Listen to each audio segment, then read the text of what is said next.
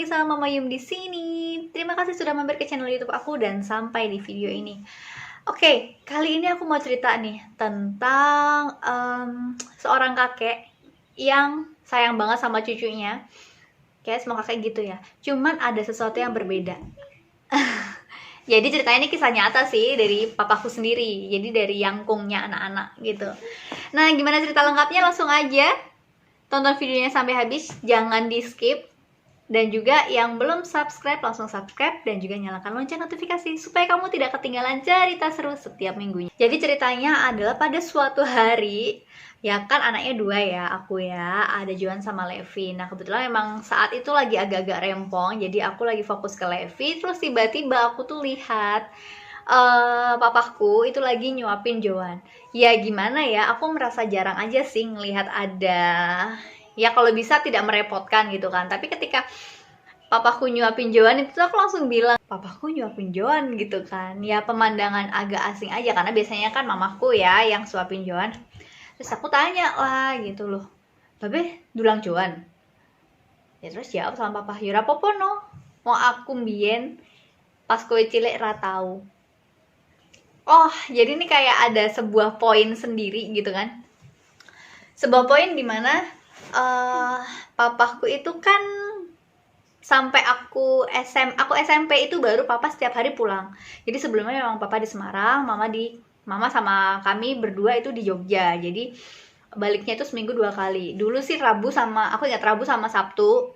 Terus nanti baliknya di hari Kamis pagi sama Senin pagi gitu. Tapi pas aku SMP itu kan baru pulang setiap hari ya, Jogja Solo doang gitu kan.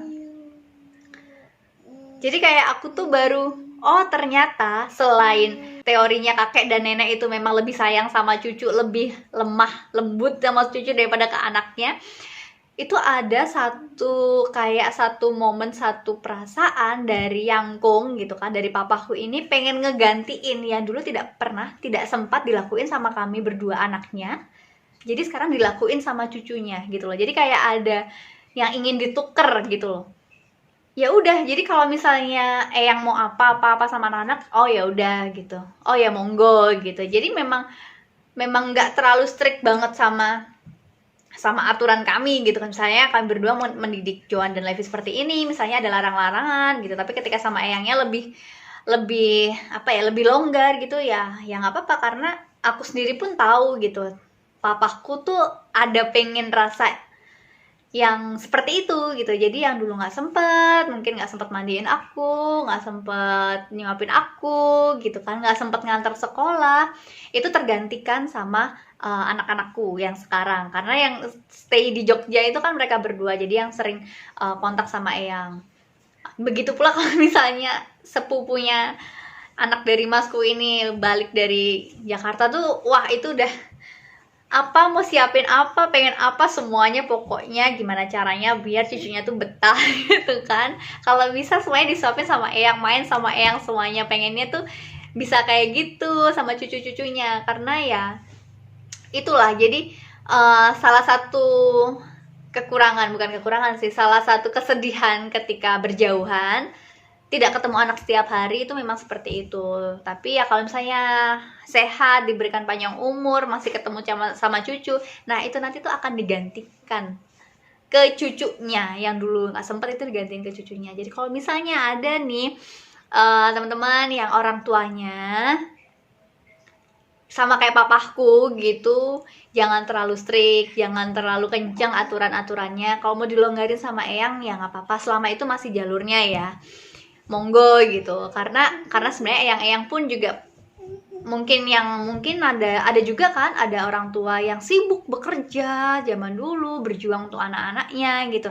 Nah sekarang ketika waktunya udah slow, bisa main sama cucu, itu yang pengen digantiin. Jadi yang nebus kesalahan, nebus rasa bersalah, nebus rasa mungkin kurang memberikan kasih sayang ke anak-anaknya, itu mau dioperin ke cucunya gitu. Jadi kalau bisa dilonggarin, eyang-eyangnya dikasihlah kesempatan gitu.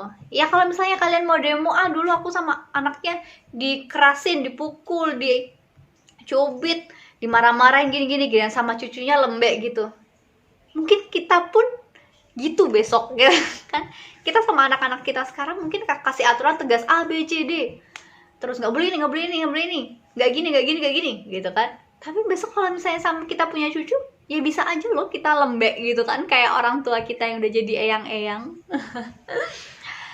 Jadi semoga